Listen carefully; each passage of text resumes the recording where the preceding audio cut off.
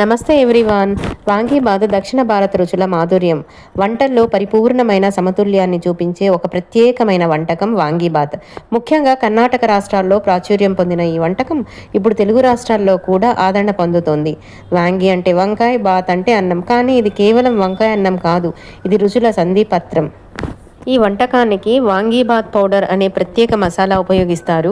ఇది వంటకు ప్రత్యేక రుచి మరియు సువాసనను అందిస్తుంది. ఇక ఆలస్యం ఎందుకు, కమాన్ లెట్ స్టార్ట్. ముందుగా వాంగీబాత్ పౌడర్ ప్రిపేర్ చేసుకుందాం. వాంగీబాత్ పౌడర్ ప్రిపేర్ చేయడానికి స్టవ్ వెలిగించి బాండలు వేడయ్యాక అందులో 1 కప్పు శనగపప్పు, అరకప్పు మినప్పప్పు యాడ్ చేసి బాగా దోరగా వేయించండి. అందులోనే 6 టీ స్పూన్స్ తెల్ల నువ్వులు యాడ్ చేసి అది కూడా దోరగా వేయించండి. 30 ఎండుమిరపకాయలను కూడా యాడ్ చేసి కాస్త వేయించండి. వేయించిన మిశ్రమాన్ని ఒక ప్లేట్లోకి ట్రాన్స్ఫర్ చేసి చల్లారనివ్వండి. అదే బాండలిలో 2 టీ స్పూన్ల జీలకర్ర, 1 టీ స్పూన్ మెంతులు దోరగా వేయించి ప్లేట్లోకి తీసుకోండి. తర్వాత 1/2 కప్పు ధనియాలను కూడా వేయించి ప్లేట్లోకి తీసుకోండి.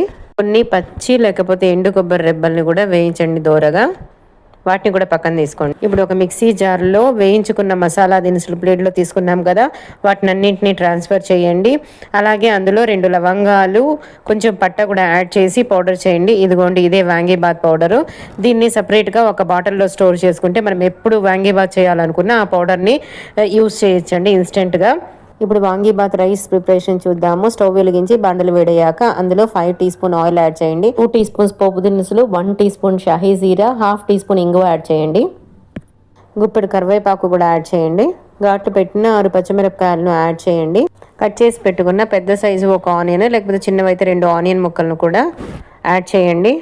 1.5 teaspoon salt, 1/2 teaspoon పసుపు, కట్ చేసి పెట్టుకున్న 1/2 కేజీ పర్పుల్ కలర్ వంకాయలు యాడ్ చేసి ఫ్రై చేయండి. అందులోనే 15 నుంచి 20 కచ్చా పచ్చాగా దంచుకున్న వెల్లుల్లిని యాడ్ చేసి ఫ్రై చేయండి. గ్రీన్ కలర్ వంకాయలనైనా కూడా వాడచ్చండి, మీ ఇష్టం. మీకు ఏది నచ్చితే ఆ వంకాయల్ని యూస్ చేయండి.